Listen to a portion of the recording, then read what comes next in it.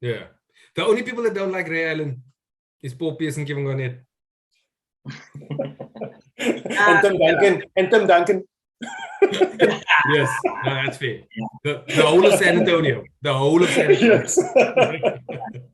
Bang! They hate that sound. What's up, everybody? Welcome to episode 4 of the NBA SA show. Say what's up, gentlemen!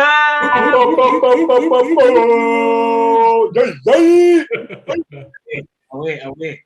What you got, Tim? I got red wine. I got water. Water? What's wrong with you? Water. I got No. my customary GNT. I'm into trying things. I'm into trying new things. It's the most confusing thing ever. Okay. Yeah. Shameless So plug. don't judge me. He told his guy he was going to advertise.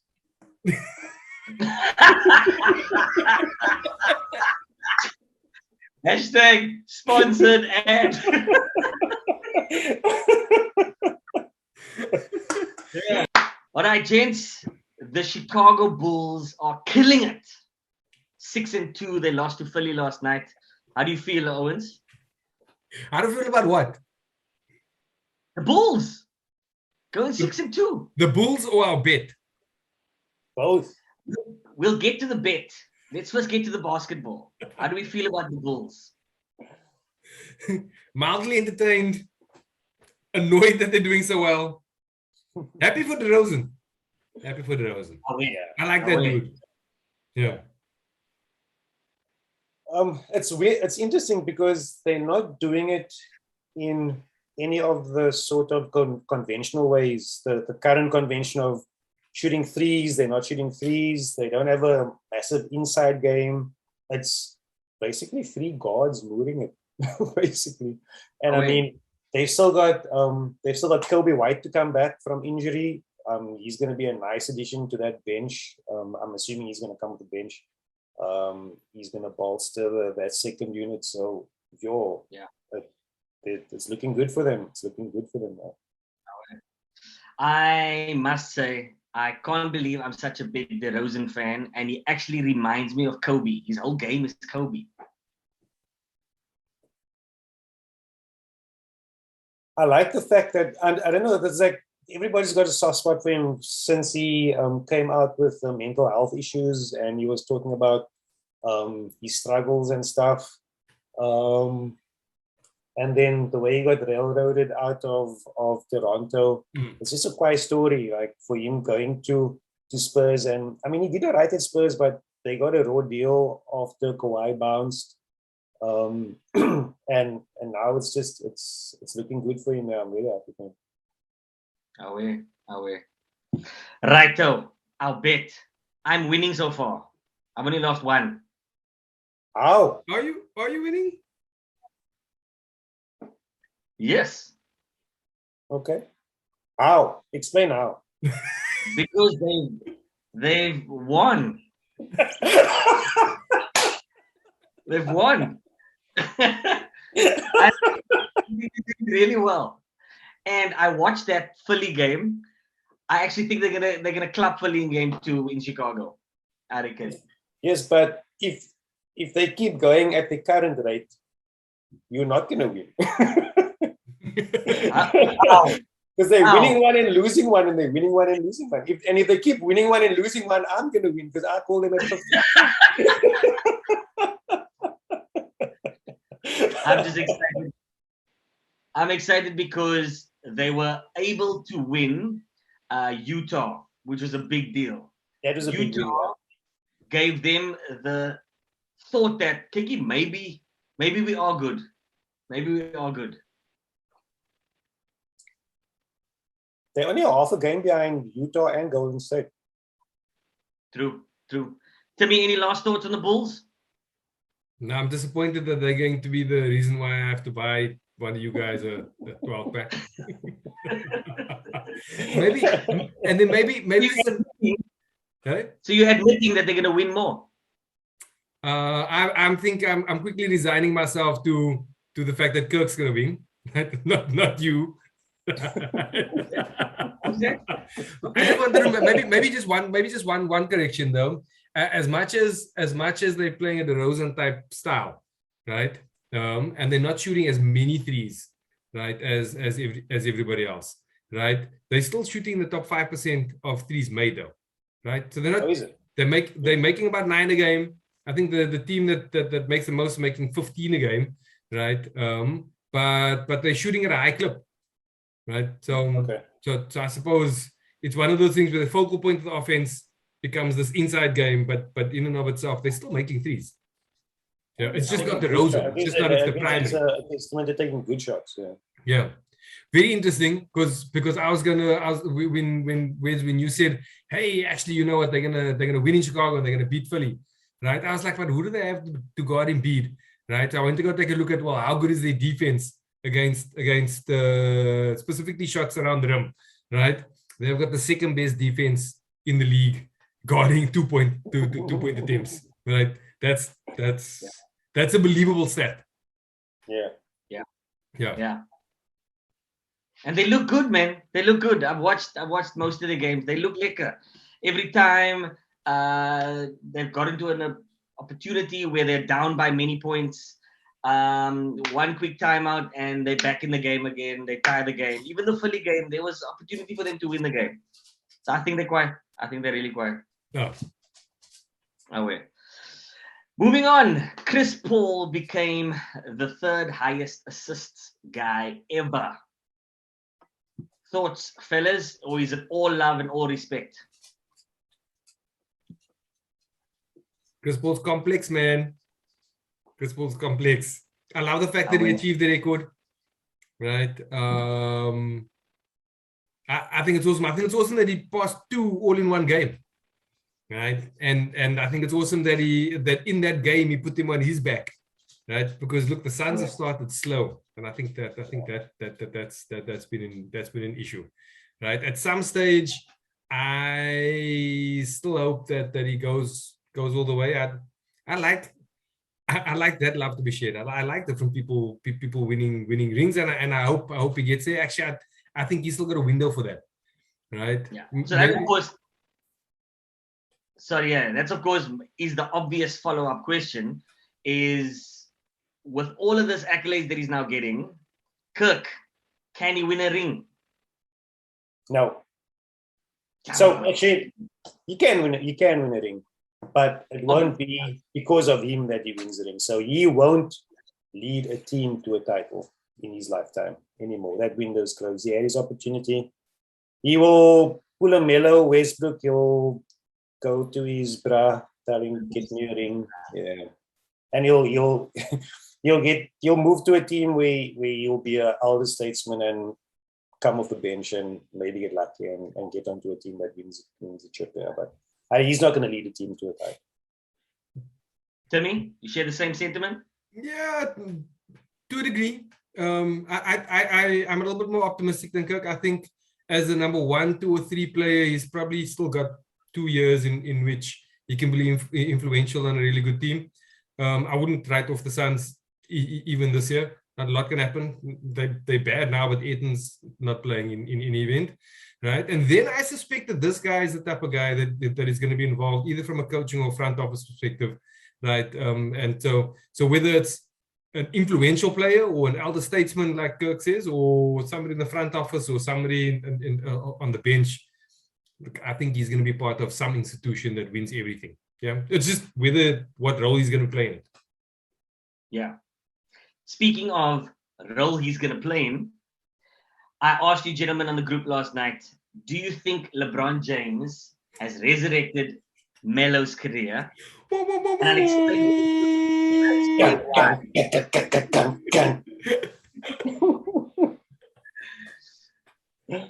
Obviously, this is Melo's best chance of winning a ring over the last, 10 years? Am I wrong? Am I right? Yes, you're right. Do you agree with me that it's a different Melo on the court than the one that played at the Rockets and the one that played at OKC? Yes. Now that's what I'm saying. But right? It's a different guy who feels and looks like he's playing a different game to what we've known. And I think that confidence comes from, I think if I play my role right here, LeBron's going to get me a ring. So actually, he's not doing as well as he did at Portland. His current numbers are slightly down. His first year at Portland was his best year since New York. Even last year, he played really well. And last year, they had a shot to knock the Lakers. Was it last year? The year before, they had a shot to knock the Lakers out the playoffs. And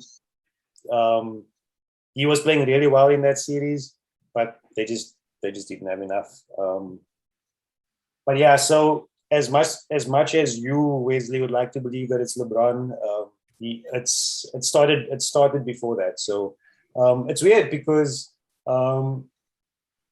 this role actually suits Melo, because if you look at his numbers when he's played on other star-studded teams, he's produced a pretty decent spread, 22, 6, and 3.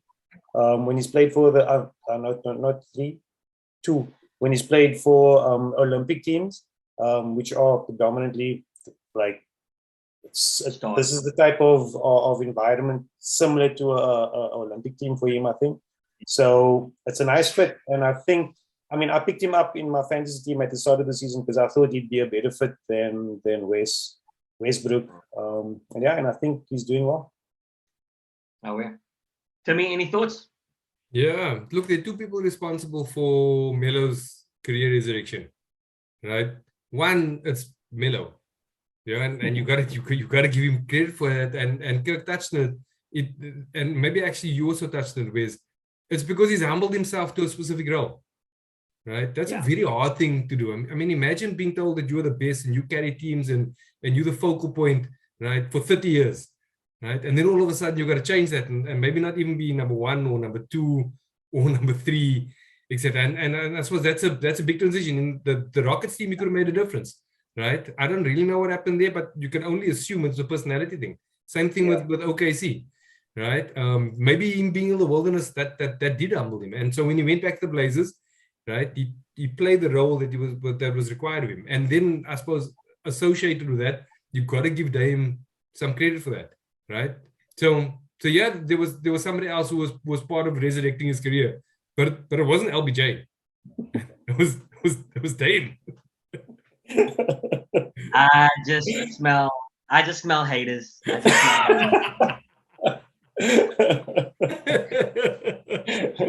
does. We had a similar story. Sorry, before you move on from this, Candace Parker. They had a phenomenal career, and then all of a sudden, last season or the year before, she ended up in the dog box. She got benched in the Lakers, the Sparks final playoff series that she was there. She got voted by her peers as the most overrated player in the league. She went to Chicago and she won a title. Yeah. That's how you do it. What sort of mean-spirited survey asks you the question, who's the most overrated player? It's called Twitter. I mean, imagine you the guy, put together some survey questions on who's the most overrated. Yeah. Chances are there was probably some hashtag Candace Parker overrated, and then someone was like, maybe we should find out from her peers if she is overrated. A or B, you feel as her opponent she's overrated.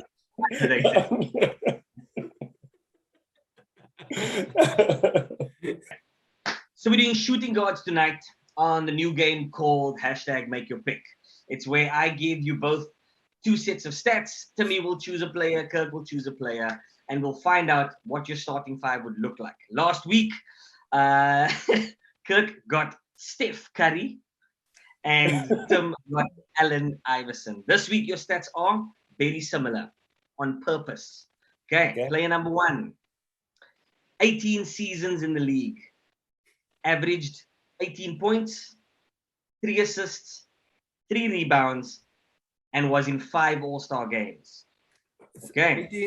18 points, 18 assists. EP, and 5 All-Star games. Player number 2. Also 18 seasons. Also averaged 18 points. Also averaged 3 assists, but had 4 rebounds a game over his career and was in 10 All-Star games. Who do you choose? Can I stay consistent with my rationale previously?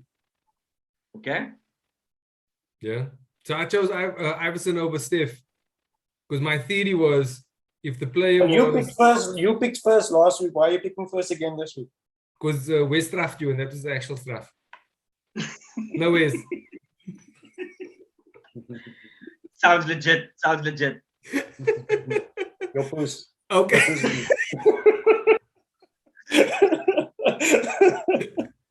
Let's see. If you both choose the same player, then your argument will determine whether you get that player as to why you should get it to pair with your point guard. You feel me? Okay. So who you got? Player 1 or player 2? Timmy, go. I got player 2. Player 2. Why? I mean, because he likes Allen Iverson.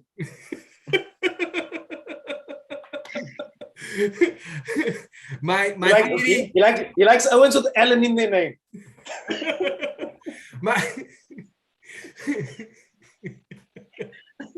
my theory for taking Iverson was the high All-Star games implied that they were part of winning teams, and so despite the fact that player 2 has a statistically superior career by 1 rebound, right? The All-Star games for me means that they were more popular probably because they were watched more, and they were watched more probably because they won more.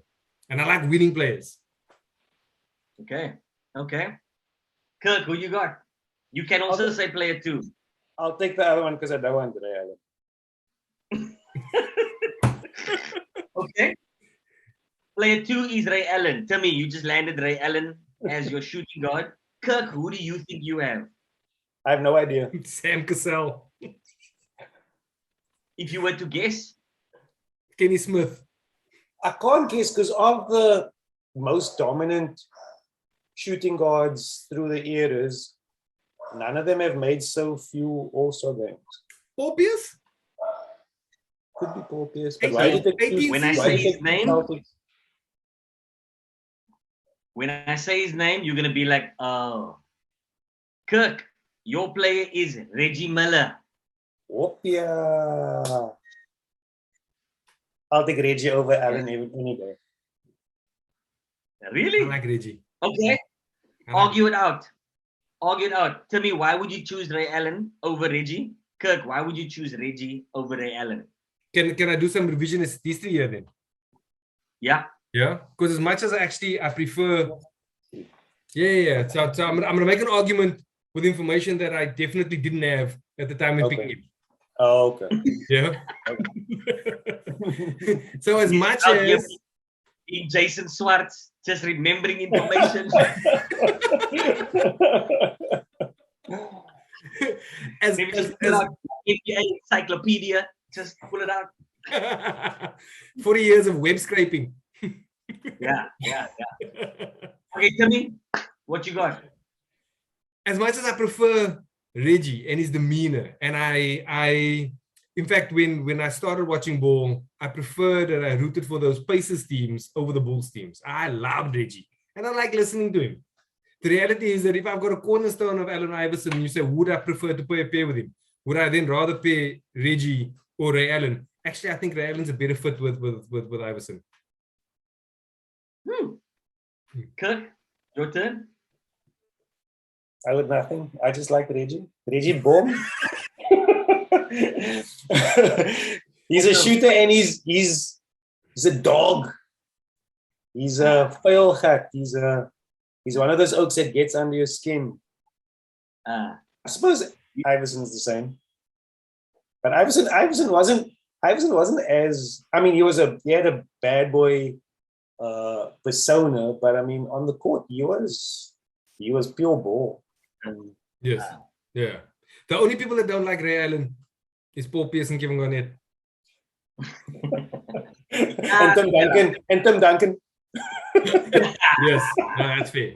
The whole of San Antonio. The whole of San Antonio. Yes. Bang! They hate that sound.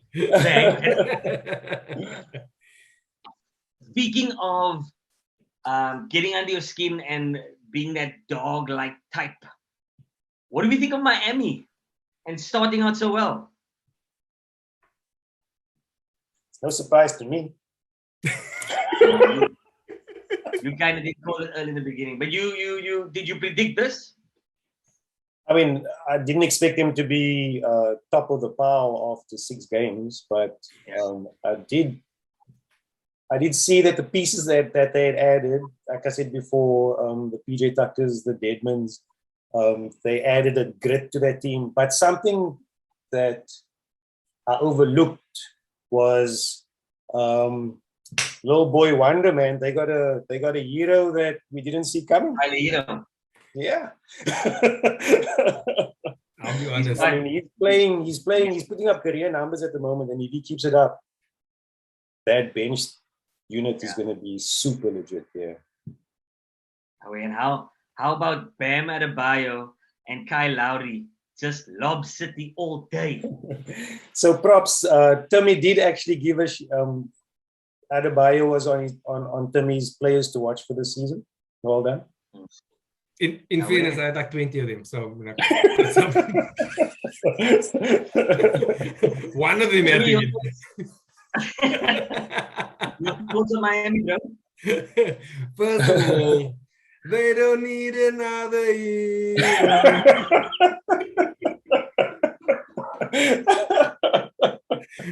And actually, Kirk's point, I actually thought that when he said little boy wonder, the reality is, as much as Hero's getting better touches and he's starting to make them, I honestly think that the biggest difference maker was Kyle Lowry. Yeah, like he does all of those little things to make everybody's life just a little bit easier. It just flows, it ticks. He's got this competence at understanding how an offense must be. He is now a winning basketball player. You want to have big stats, right? But his teams will win because he does everything that the team needs him to do. I love that. Actually, and I want to shout out our official friend of the show, Jason Swartz. Oh yeah, you guys mentioned him. He wrote the article, and he wrote an article. I'm sure you guys have definitely read it. It's effectively explaining that over the years, more and more teams are shooting more and more 3-pointers, right? Yeah. And then he goes, but actually the reality is that the teams who win aren't the teams that shoot the most 3-pointers, right? You've actually got to be competent at it. You can't just chuck up all of the shots. And then he mentioned 5 things, right, which the best teams do. So the teams that actually end up winning, right? And that was, you need to shoot a high percentage near the rim, so your high percentage twos, right? You need to make sure you defend those really well, right, for your opponents. You need to rebound really well. You need to share the ball, and you need to stop turnovers, right? Miami does every one of those things well. Every one of those things, and so I didn't. Kirk did say that they were going to do well. I was doubtful. They started off slow. I believe that they'll do well in the playoffs and they'll figure it out.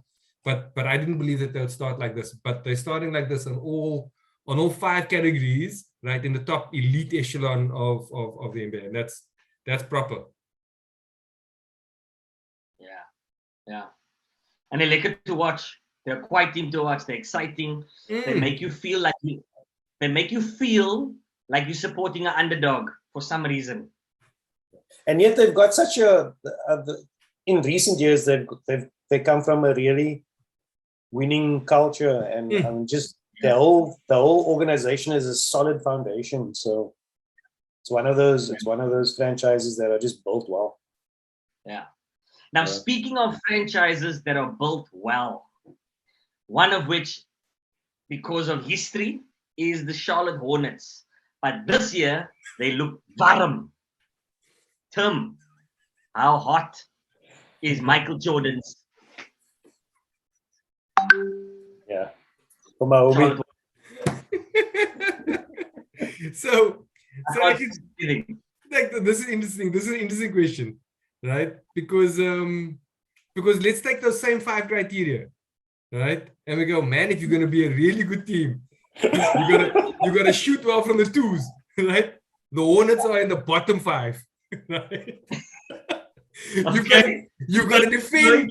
You got to defend the twos well. The Hornets are in the bottom 10.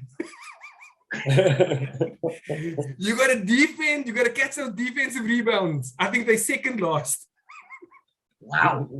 But you know what makes up for all of that? Yeah. They are a great passing team, right? They're in the top. I think they're number 2 or something. Hell, no, they're number 1, right?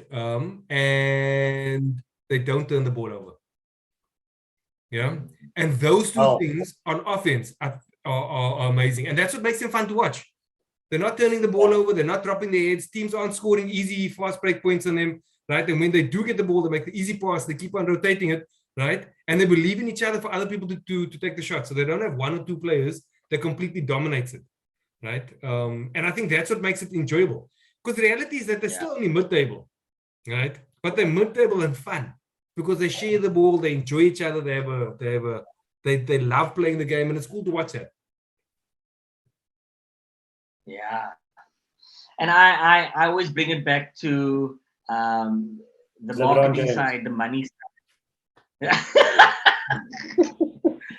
Yeah, like it's funny how Melo, because he's exciting to watch, and he draws people into the seats, and there are there's more people watching. All of a sudden, they're playing better. It's funny how that has a positive spin-off on other players and the team. You know what I mean? Like when you're making more money and you're playing better, and there's more bums on seats, all of a sudden you feel better as a team, and because you feel better, you're playing better, you get better results. You know what I mean? So that's exciting for me to see. Confidence is never static. It's either getting better or it's getting worse. Yeah. There's one player who doesn't fit into that bill though, and Charlotte is a funny team though. I think they started well. They started out the gates. They hit the ground running, and then I don't know if they picked up injuries or if they just went into a tighter rotation. But then they went into a 4-player off the bench rotation after playing a squad of 15 deep at some stage, and then they tightened up the rotation. They started losing games, and then Scary Terry, they're trying to work him back, and he is fucking terrible. He's gonna be the downfall of their run. And I don't know, they expect him to be a starter, but he really shouldn't. But not with the team that they've got now.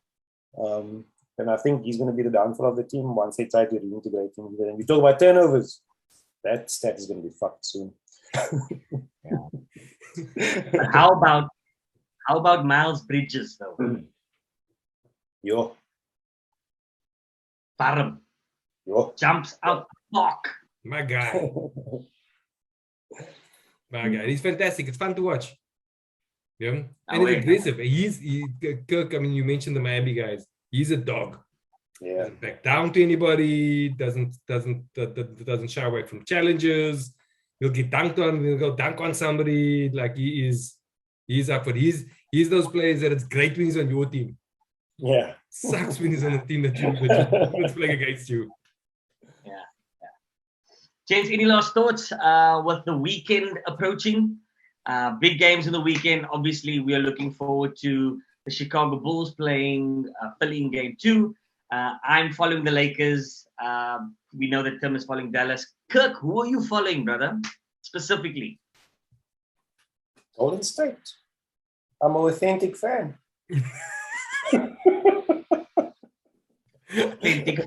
I'm enjoying Golden State. I'm enjoying Chicago.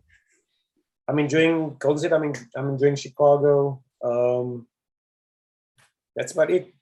Who else do I like watching? And Charlotte. Those 3 teams I'm pretty interested in.